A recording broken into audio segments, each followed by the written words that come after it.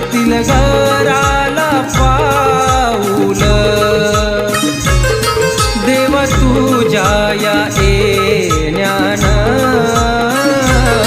होईल घराचं राऊळ.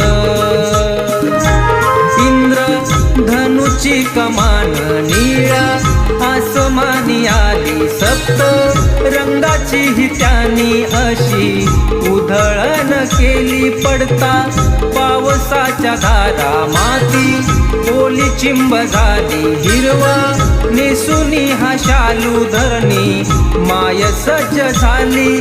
कधी होईल तुझं येणं देवा आमच्या या घरात,